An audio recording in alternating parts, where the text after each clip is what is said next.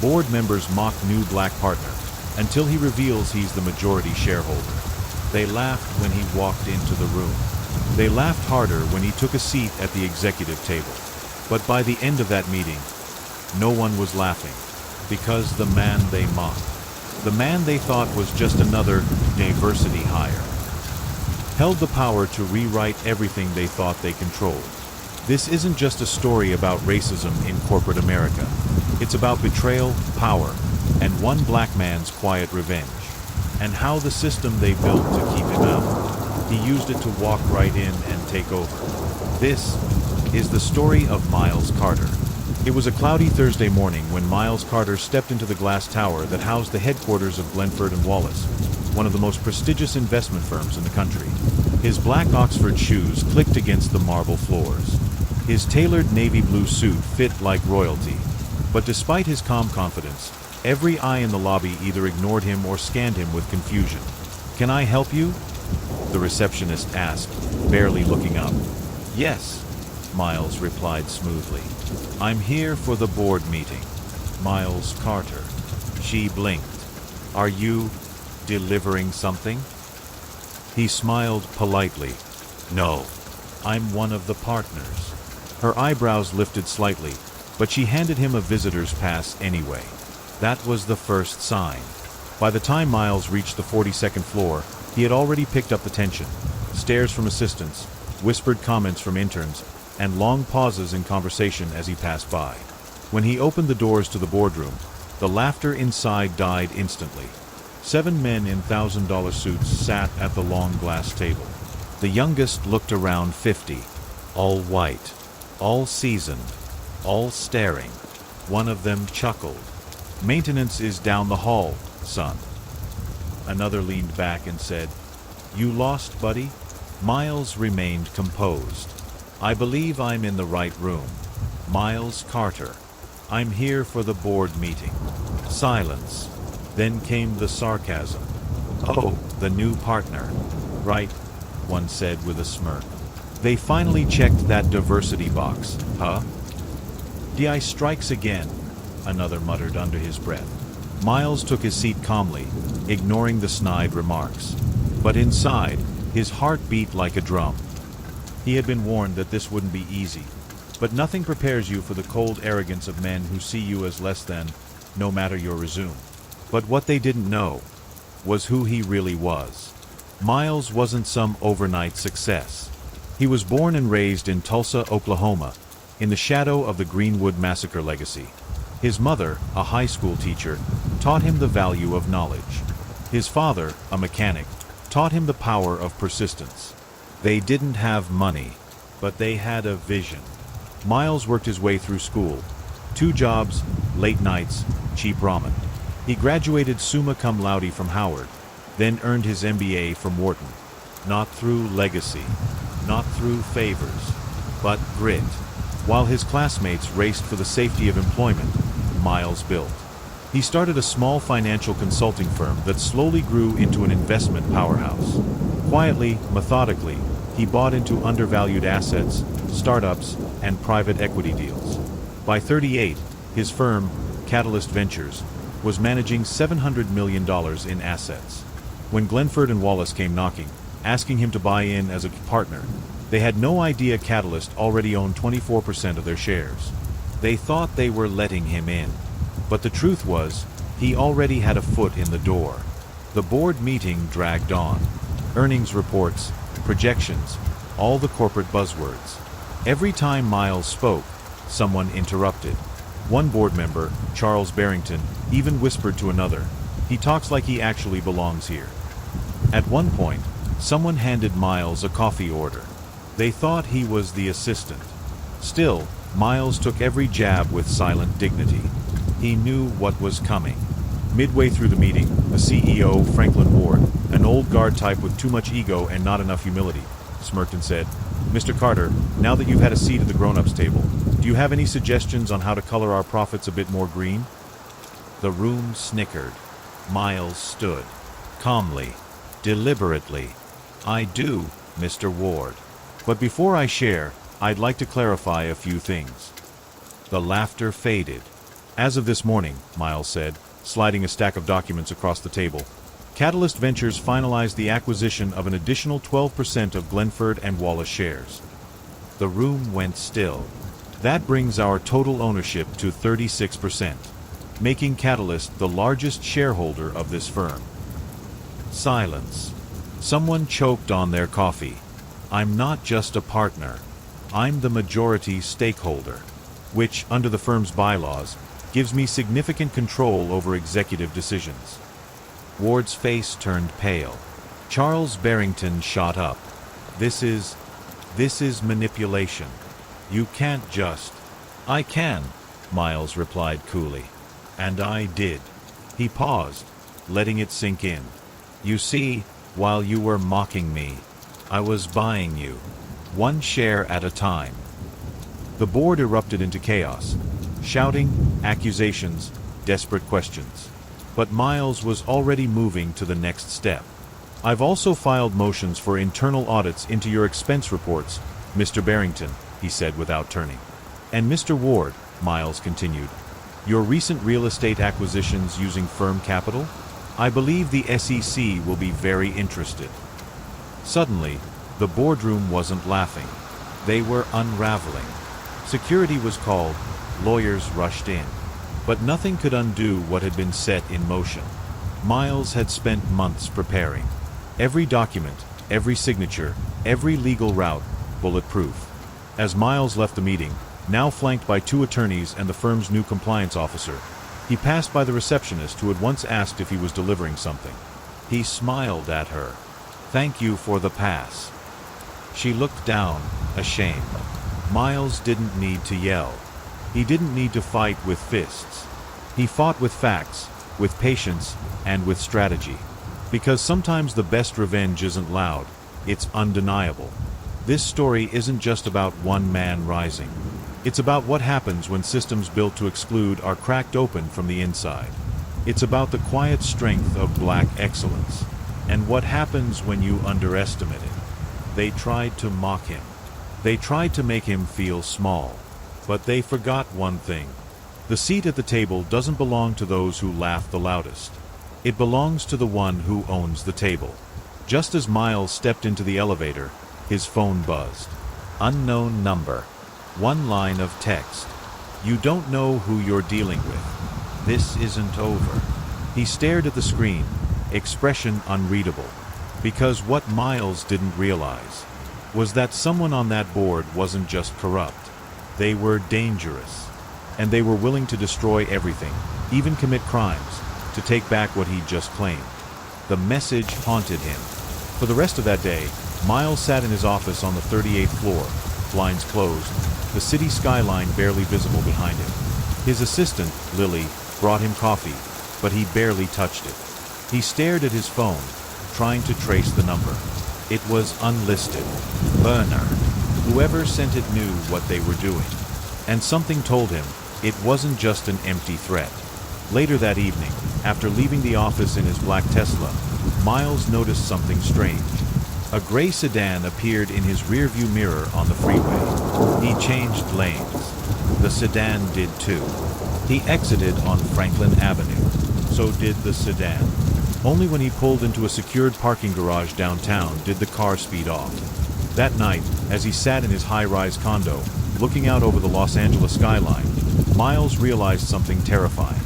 This wasn't about business anymore. Someone wanted him gone. The next day, Miles met with his legal team. He ordered a forensic audit of all Glenford and Wallace transactions for the past 10 years. I want names. I want deals. I want every off-the-books expense flagged, he said. One of his attorneys, Simone Foster, raised an eyebrow. You think someone's laundering money? Miles nodded slowly. I think someone's been using this company to hide something, and now they're scared I'll find it.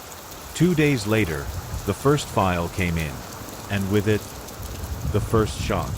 There was a line item from 2 years ago. $3.5 million wired to a shell company in the Cayman Islands.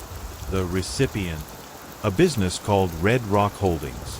When Miles traced it further, he found the name David Langford, a board member, and one of the loudest voices mocking him in that first meeting.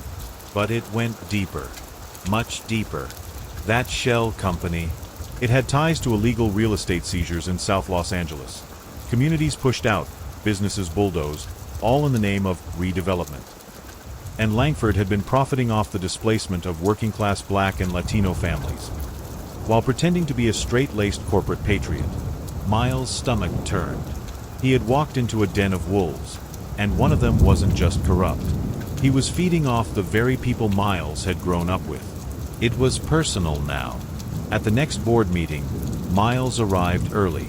For the first time, there was no mockery, no whispers, just silence and tension. He placed a folder in front of each board member. Inside, bank statements, wire transfers, real estate deeds, and legal memos. David Langford turned pale. "What is this?" he snapped. Miles didn't flinch. "That's your wake-up call. I don't know what you think this proves. I think it proves that while families were being pushed out of their homes, you were cashing checks on the other side of the world." Langford's voice cracked. "You have no idea what you're getting into." "Oh, I think I do," Miles replied coldly. "And unlike you, I'm not scared of the truth." Miles then announced the formation of an Ethics and Accountability Committee, with full authority to recommend terminations and hand over evidence to law enforcement. Board members shifted uncomfortably in their seats. One got up and left. The old order was crumbling. That night, Miles received a manila envelope on his doorstep. No return address. Inside were printed photos. Grainy, black and white. One showed him walking into his condo building. Another showed him at a coffee shop with Simone. But the last one made his blood run cold. It was a photo of his mother, taken just days ago, outside her church in Tulsa. Unaware, smiling. The message scrawled in ink beneath it. "Stay in your lane, or we move to hers." Miles sat down, shaking. This wasn't just a boardroom fight anymore. It was war. By the next morning, Miles made a call. "Uncle Joe," he said, "I need your help." Joseph Raines was a retired U.S. Marshal who once busted a corporate fraud ring in Florida. He had always told Miles, "Money makes men feel invincible, but fear makes them show their teeth." Joe flew into L.A. by evening. Together, they began building a team: private security, whistleblower protections, digital surveillance.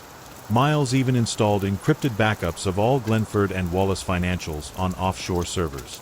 If anything happened to him, the whole truth would go public. But just as things were stabilizing, the walls closed in again. It was 3:12 a.m. when Miles' building fire alarm began blaring. He sat up, confused, then smelled it. Smoke. He ran to his door, opened it, and black smoke poured in.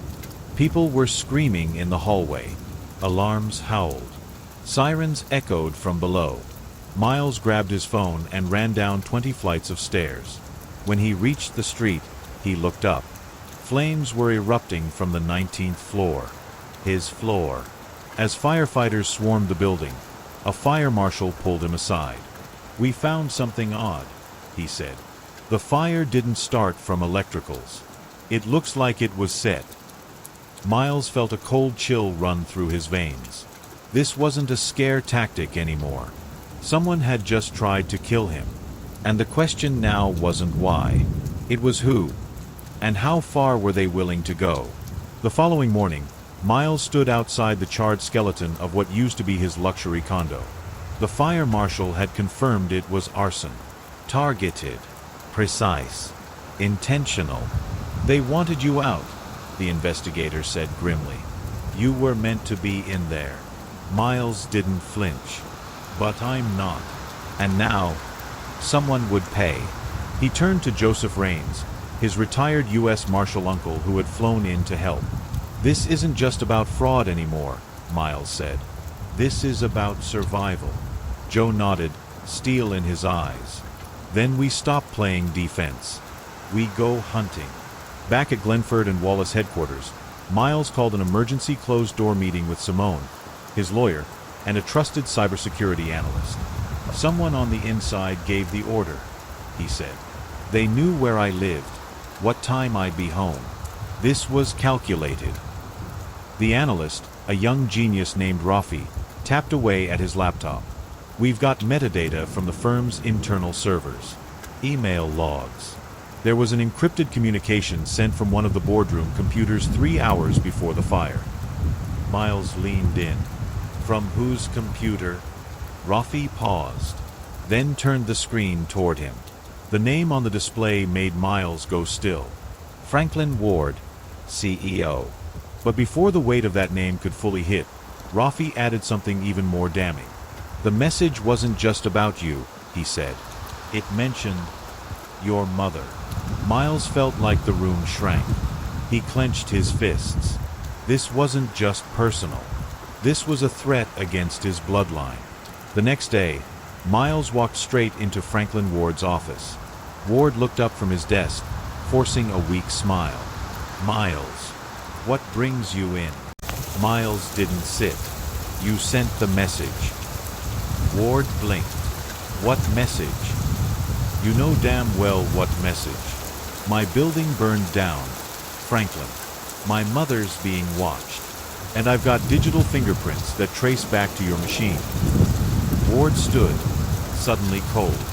Be very careful what you accuse me of, Carter. Miles leaned forward, eyes locked. You think I'm scared of you? I'm not. I've seen men like you my whole life. Men who mistake power for invincibility. But I know your secret, Franklin. And soon, so will everyone else. For the first time, Ward's mask slipped. He didn't deny it. Instead, he whispered, then you better hope the people funding me don't hear you talking like that. Miles froze. Funding? What people? But Ward only smiled. You think this company is corrupt? Boy, you've only seen the lobby. You don't even know what floor the real power lives on. That night, Rafi revealed something even more terrifying. The $3.5 million Langford funneled offshore? It wasn't just part of a shady land deal. It was linked to a national political pact, a dark money group funding elections, real estate takeovers, and urban renewal efforts across the country. All tied to corporate landlords and developers who profited from pushing out marginalized communities. Miles had just exposed the tip of a nationwide operation. And now, he was on their radar. Rafi showed him a chat log from an encrypted message board. One thread read, Carter has access. Contain or neutralize. 96-hour window. Joe stared at the screen. They're not just going to threaten you. They're planning to end you. Miles called his mother in Tulsa. She answered cheerfully, unaware of the danger. Mom, listen to me carefully, he said. I need you to pack a bag and go to Aunt Sheila's place tonight. I'm sending security. Don't go anywhere alone. Don't tell anyone. Just trust me. She paused, sensing the fear in his voice. Miles, what's going on? I can't explain right now. Just know this, someone's trying to hurt me, and they might come through you. She grew quiet. I trust you, baby. I'm going. As soon as the call ended, Miles turned to Joe. Get 2 men to Tulsa. No questions. But he knew it might already be too late. At 3:46 a.m., Miles' phone rang. It was Rafi. His voice trembled. Boss, we've got a problem. Someone hacked into the servers. Not just the firm's, ours. They've erased every file, every backup, even the offshores. It's like we never had any evidence at all. Miles felt the blood drain from his face. No, that's not possible. Those were air-gapped, encrypted. They weren't just deleted, Rafi said. They were taken. Someone has everything. All our files, all your notes, and even Simone's recordings. Miles sat in stunned silence. Then another call came in. Unknown number. Same chilling voice as before. Next time, we won't miss. You should have walked away when we let you. The line went dead. Miles looked at Joe, his voice barely a whisper. "They've taken everything, and they're coming for more." Joe's eyes narrowed. "Then we hit them before they get the chance." But at that very moment, a news alert flashed across the TV in the room. Breaking news. Tulsa church fire claims 1 life. Officials investigating possible arson. Miles' heart stopped. The image on the screen showed the front of his mother's church, engulfed in flames. And underneath it, in bold white letters, "Victim believed to be woman in her 60s. Identity pending notification of next of kin." Miles didn't remember packing. Didn't remember rushing to the airport. Didn't even remember the flight. All he remembered was the screen, the news anchor, the smoke, the flames licking the stained glass windows of the church where his mother prayed every Sunday. The church that once stood as a refuge, now reduced to rubble. Joe sat next to him on the plane, quiet, alert. Every time Miles's phone vibrated, his heart leapt. But there was no update, no confirmation, no denial, just silence. When the plane landed, Miles didn't wait for luggage. He sprinted through the terminal like a man being chased by time itself. Outside the burned husk of the church, a yellow barricade marked the line between faith and ash. Police cars, fire marshals, a coroner's van. Miles pushed through the crowd until a detective stopped him. "Sir, you can't. I'm Miles Carter. My mother attends this church. Linda Carter." The officer's eyes changed. A flicker of recognition, then sympathy. "Follow me," he said softly. He was led to a temporary command post behind the scene. There, an older black woman with tear-streaked cheeks stood up as he entered. "Miles, baby." It was Aunt Sheila. Miles rushed to her, grabbing her hands. "Where is she? Did she get out? Tell me, please." Aunt Sheila's voice cracked. They think the fire started in the back room. Your mama was setting up for Bible study. She was early. Nobody else was there yet." "No," Miles shook his head. "She was supposed to go to your house. I told her. She said she'd stop by the church first, just for a few minutes." Miles collapsed into a chair, burying his face in his hands. Tears hit his palms like hot rain. Joe stood in the corner, fists clenched. "I swear," Miles whispered, "if they took her from me, they're gonna regret ever learning my name." The detective returned, face grim. "We haven't identified the body yet. The remains were severely burned. But the timeline matches. DNA results will take 48 hours. Miles was numb. He couldn't sleep that night, couldn't eat, couldn't think. At 3 a.m., Rafi called. I pulled the surveillance feed from the church cameras. The ones in the alley survived the fire. He sent the footage. What they saw changed everything. A black SUV pulled up to the rear of the church. 2 men exited. One carried a red canister. They disappeared into the building. And 3 minutes later, the smoke started. Then something shocking. A third figure. A woman. Hood up. Watching from across the street. Rafi froze the frame. "Zoom in," Miles said. The image clarified. Pale skin. Blonde hair tucked in a hoodie. It was Eleanor Pierce, Langford's assistant. Quiet. Invisible. Always typing. Always listening. "She was there," Miles muttered. "Why?" Joe stepped forward. "Maybe she's the key. Maybe she knows everything." Miles stared at the image, his voice low and dangerous. "Then we find her. Now." 2 days later, they tracked Eleanor to a small hotel in Sacramento. Joe's contacts had found her name in a car rental database. She looked startled when Miles knocked on the door. I don't know anything," she said before they even spoke. "We're not here to arrest you," Joe said. "We just want the truth." Tears welled up in her eyes. "I didn't know they were going to kill anyone. I thought it was just intimidation. I swear. I just monitored emails, cleaned up logs. I didn't." I didn't know. Miles sat across from her, calm but intense. You were at the church, Eleanor. I didn't light the fire, she whispered. I was sent to confirm the target was inside. Langford called it a containment operation. Said she was leverage. Miles's heart twisted. They used my mother as leverage? Eleanor nodded. They said if you didn't back off, there'd be more. Miles leaned forward. Then give me everything. Emails, recordings, files. She pulled out a flash drive. I backed it up. I knew this day would come. Joe took the drive. This changes everything. But just as hope flickered, a bullet shattered the hotel window. Glass exploded. Eleanor screamed.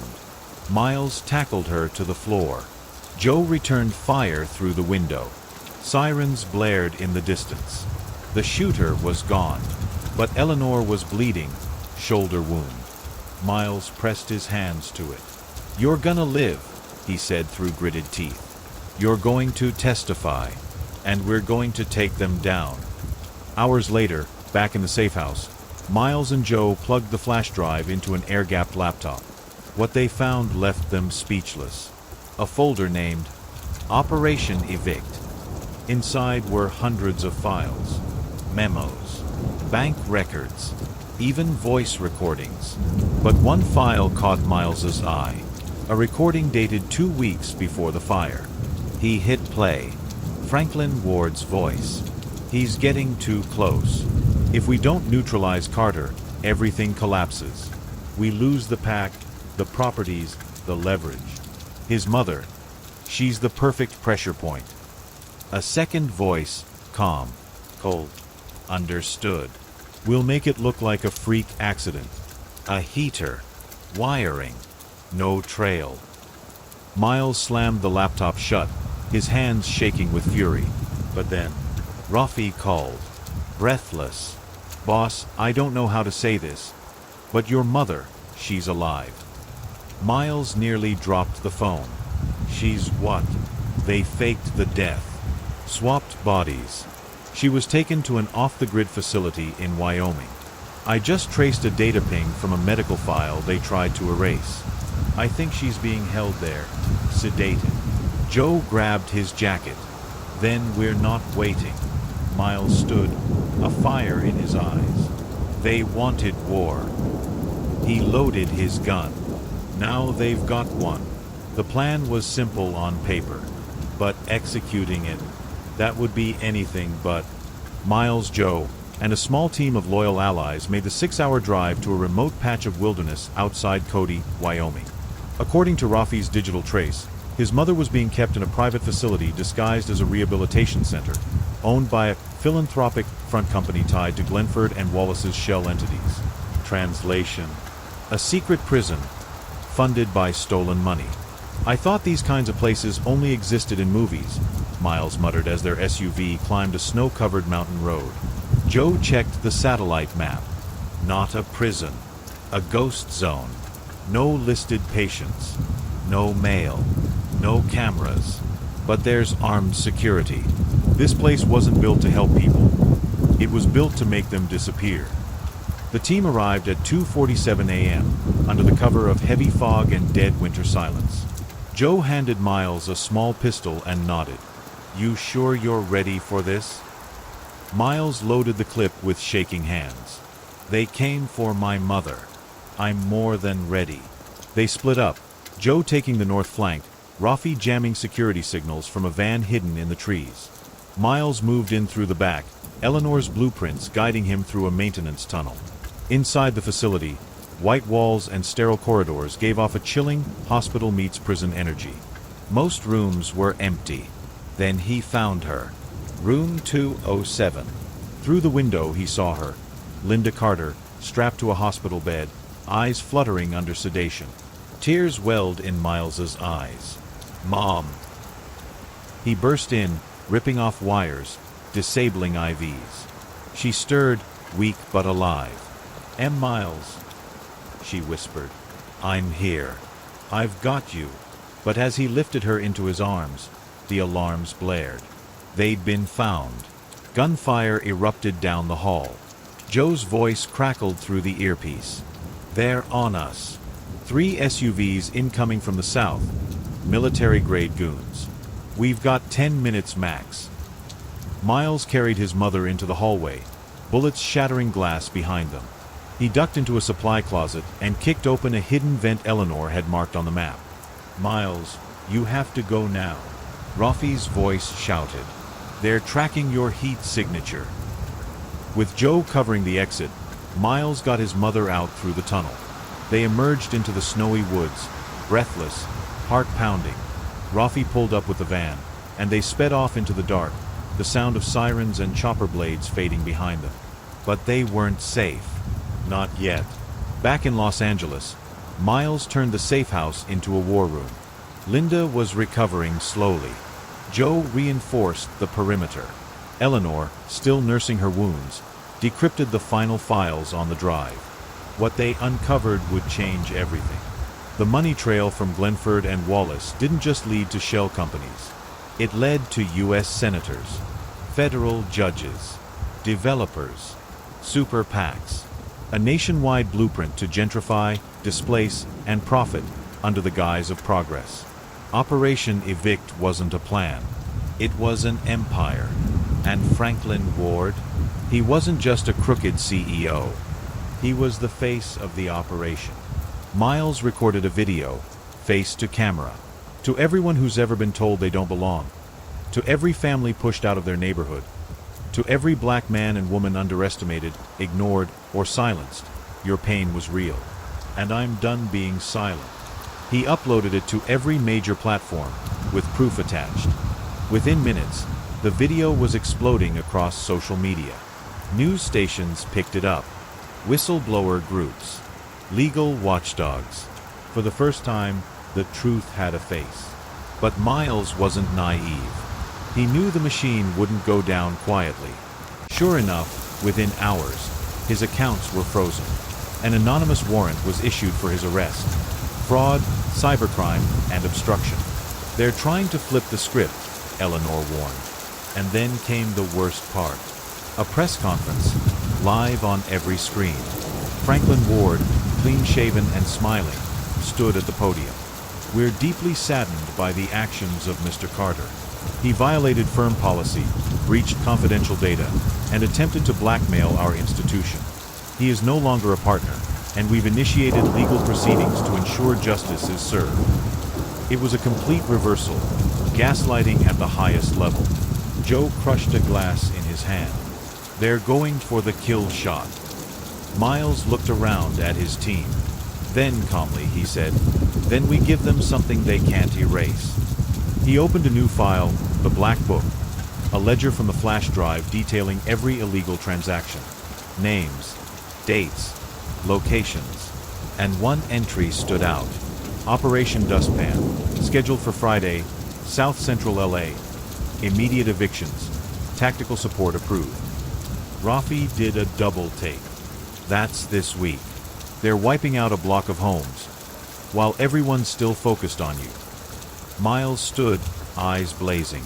"We stop that. We go public. We put our bodies in front of that demolition. We bring the press, the cameras, the world." Joe smirked.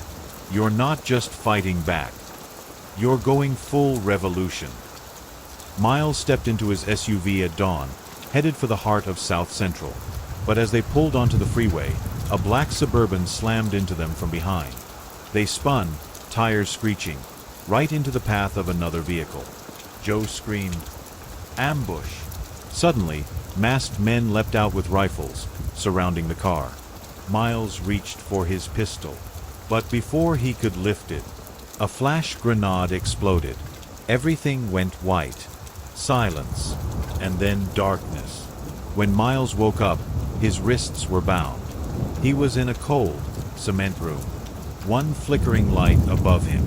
And across from him sat Franklin Ward, smiling, unbothered. "You really don't get it, do you, Miles?" he said. "You thought you were playing a game." He leaned forward. But this isn't a game. This is war. And you just lost. Miles's wrists were raw, bound to a steel chair. A single bulb dangled from the ceiling, swaying slightly. Across from him sat Franklin Ward, impeccably dressed. Calculated. You thought you could expose me? Franklin said, pouring himself a glass of water. You don't even understand how deep this goes. Miles lifted his chin, blood on his lip. I understand enough. You're a parasite. Franklin laughed softly. I'm not the disease, Miles. I'm the system. You don't take down men like me with flash drives and internet videos. You just wake the monster. He stepped closer. You don't have a lawyer now. You don't have your tech nerd or your ex-fed uncle. All you have is time. 4 hours, maybe days. Miles was kept in that basement. Sleep deprived. Water dripped. Punched. Mugged. They tried to break him. Tried to make him sign a statement saying the flash drive was fabricated, that his whistleblower video was a lie. They even played audio of his mother, calling out for him, recorded, not live. It was psychological warfare at its finest. But Miles Carter was built different. He remembered the smell of his father's garage, his mother praying over him before exams, the kids at Howard who looked to him like a brother, like a leader. He refused to sign. I didn't crawl through fire to be scared by men who hide behind money, he spat through cracked lips. You're afraid. That's why you've got me tied up. Because you know your time is running out. Franklin's jaw tensed. I'll let you rot then, he said coldly. The world will forget you. But what he didn't know, the world was already looking. Back in Los Angeles, chaos was spreading. News outlets began digging into Glenford and Wallace. Whistleblower groups verified the data from Miles's video. The hashtag Where is Miles Carter began trending. Joe, bruised but alive, sat in a dark room with Eleanor and Rafi. We have to find him, Eleanor said. They took him, and they're trying to erase him. Joe nodded, pulling up an encrypted tracking app. Miles's smartwatch has a dead man's ping system. It sends a pulse every 12 hours if he doesn't reset it. We've got one more ping left before it shuts off. The GPS signal was faint. Somewhere in southern Utah, deep in a private development zone, owned by a dummy real estate firm tied to Operation Evict. We move now, Joe growled. Gear up. Meanwhile, protests erupted in south-central LA, where demolition crews, backed by Glenford-funded developers, tried to evict longtime residents. But this time, they were met by hundreds. Families, activists, journalists, and in the crowd, Linda Carter, bruised but defiant, standing tall with a megaphone in hand. My son risked his life to protect this community, she shouted. And if you think we're going to let you tear down our homes while he's missing, you've got another thing coming. The cameras caught every word. Her voice cracked, but her spirit never did. And for the first time, the people pushed back. In the basement, Miles was nearly unconscious when the guard entered again.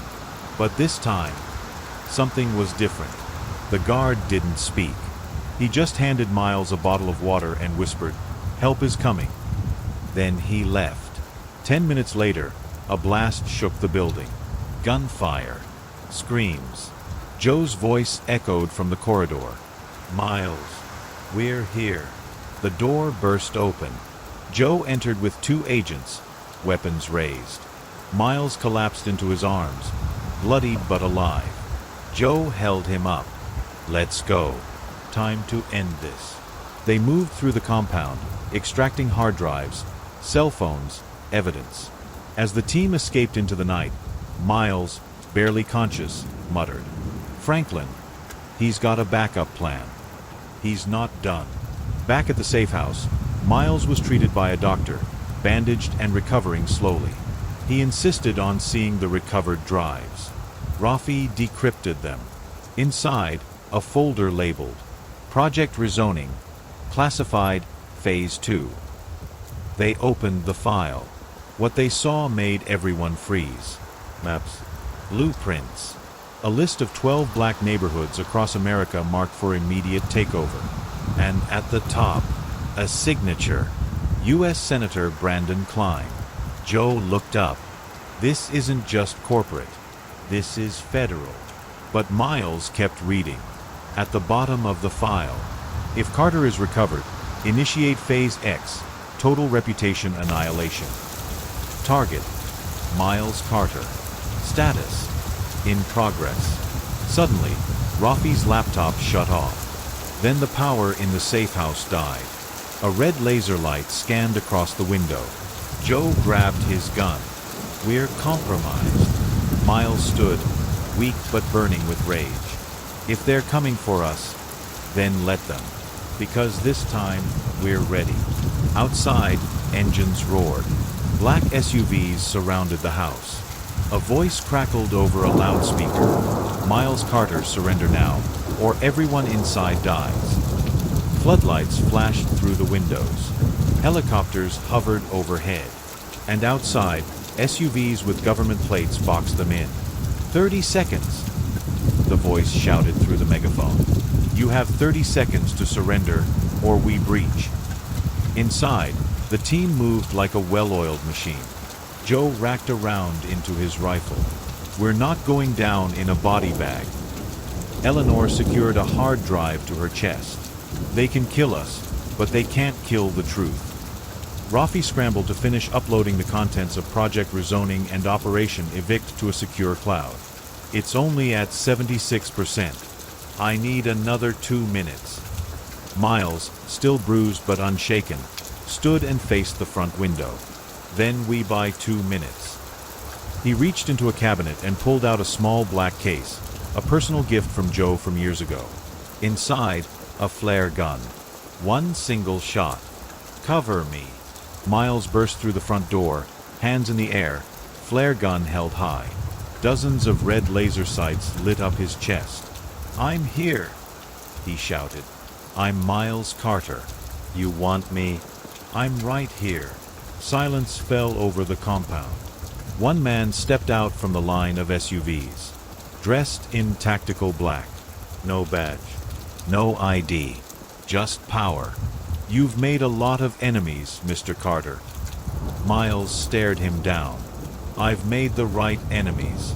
The man raised a hand. Stand down. Instantly, the laser dots disappeared. The tension didn't. You're coming with us, the man said. No, Miles replied calmly. Not until you see this. He fired the flare gun straight into the air. Whoosh. The signal blazed across the night sky, drawing attention for Miles. What did you do? The man growled. Miles smirked. I just invited the press. From a distance, 2 blocks away, dozens of news cameras turned toward the sky. Journalists, tipped off by Eleanor's anonymous email, were already in the area. Within minutes, reporters arrived at the scene, broadcasting live. This is Jennifer Thomas with Channel 7. We are outside what appears to be a federal raid, but no agency has claimed jurisdiction. Sources tell us this may be connected to the missing activist and investor, Miles Carter. Miles stepped forward, still under spotlight, now surrounded by the public eye. You want to kill me? He yelled. Go ahead. But now the world's watching. Do it in front of them. The commander froze. Franklin Ward hadn't planned for this. Suddenly, the balance shifted. Back inside, Rafi cheered. Upload complete. We got it out. The full cache of documents, videos, voice recordings, including Senator Klein's involvement, demolition contracts, and more, were now in the hands of multiple journalists and whistleblower organizations. Joe came up behind Miles, whispering, We won this battle. Now we have to disappear before they regroup. But Miles shook his head. No more hiding. He stepped in front of the cameras, bloodied but burning with purpose. My name is Miles Carter, he said, voice echoing across live streams. I was kidnapped, tortured, and nearly killed because I exposed a billion-dollar conspiracy to erase black and brown communities in the name of profit. And I have proof right now that the same people who tried to silence me are in office, in boardrooms, and behind those flashing lights. He turned and looked straight into the camera. To the people watching, this isn't just my story. It's yours. And we're not just exposing them. We're coming for everything they stole. That night, Franklin Ward sat in a high-rise office surrounded by silence. His jaw clenched as he watched Miles's face on every news channel. "What now?" one of his aides whispered. Franklin didn't blink. "Begin phase Omega." The aide hesitated. "Sir, Omega wasn't approved. That would—" "I said do it," Franklin snapped. "If we can't silence him." He opened a secure laptop. "We erase him from history." He clicked into a dark interface labeled Project Black Ice, Identity Shutdown Protocol. A countdown began. Initiating protocol. All bank accounts, passports, social security records, and property titles registered under Miles Carter will be digitally erased in 72 hours. Back at the safe house, Eleanor's laptop beeped. She checked the screen and went pale. "Miles, they just triggered something. It's called Black Ice." Joe looked over her shoulder. "What is it?" she whispered, stunned. "They're not just trying to kill you physically. They're going to make it so you never existed." Miles looked up at them. "Then we've got 72 hours to beat them." Just then, Rafi burst in from the other room. "Guys, there's more. There's something else in those files. Something big. Something buried on purpose." Miles walked over slowly. Rafi pointed to a file named FC. Operation Remnant. FC. Joe asked. Eleanor whispered. "Franklin, Carter." They all turned to Miles. "Why would there be an operation named after you before you ever joined the company?" Miles's eyes narrowed. A chill ran down his spine. "I think I was part of this long before I knew it." Rafi decrypted the final folder. Inside were documents, internal memos, surveillance images, dating back 22 years. One photo made Miles freeze. It was of his mother, Linda Carter, walking a 6-year-old boy into a public school in Tulsa. "What is this?" Joe asked, staring at the timestamp. "Why were they watching your family back then?" Eleanor skimmed a memo marked confidential, Level 6 clearance. Subject: Miles Carter, potential candidate for future resistance. Note: family history of activism. Mother is community organizer. Track quietly. Archive all movements. Do not engage until threat level is confirmed. Miles sank into a chair, overwhelmed. "All this time, I thought I found the fight," he whispered. "But I was born into it." They kept digging, and the truth got even darker. Franklin Ward wasn't just the CEO of Glenford and Wallace. He had inherited leadership from a private network known as the Sovereign 12, a closed circle of businessmen and politicians dedicated to controlling the flow of urban property, generational wealth, and black political power. And Miles's father, who died in a car crash when Miles was only 7. He had once been part of a legal team preparing a lawsuit against the 12. His death had been no accident. "They marked your family decades ago," Eleanor said, tears welling. "You weren't just in their way. You were a threat to their entire system." Miles sat silently, fire in his chest and grief in his throat. But then he stood, not as a victim, but as a man who now understood his purpose. They had one last shot. They couldn't stop Black Ice, it was already in motion, but they could release everything they had to the world before the clock hit 0. Rafi prepped the server. Eleanor queued the files. Joe checked the perimeter. At exactly 10:59 a.m., with 1 second left on the Black Ice countdown, Miles looked into the camera. And this time, he didn't speak as a victim. He spoke as a man reclaiming his bloodline. "This system wasn't built for us. It was built on us," he said. "They tried to erase me, tried to erase my father, my mother, my voice, my existence. But I'm still here. And now, so is the truth." He hit send. The files exploded across the internet. Uncensored, unfiltered, unstoppable. Within days, the fallout was seismic. Senator Brandon Klein was arrested. Franklin Ward was indicted on conspiracy, fraud, and attempted murder. Glenford and Wallace collapsed under federal investigation. More importantly, dozens of illegally seized neighborhoods were returned. Class action lawsuits erupted. Entire communities were vindicated. But none of that compared to the moment that truly mattered. Miles returned to Tulsa, standing in front of the rebuilt church with his mother by his side. The same church they once tried to burn to send a message. Now repainted, reopened, and renamed. The Carter Family Community Center. Miles didn't seek revenge. He built legacy. Camera fades to Miles standing at the front of a neighborhood gathering. Children laughing. Elders smiling. A mural of black leaders painted on the wall behind him. Miles looked into the camera one last time.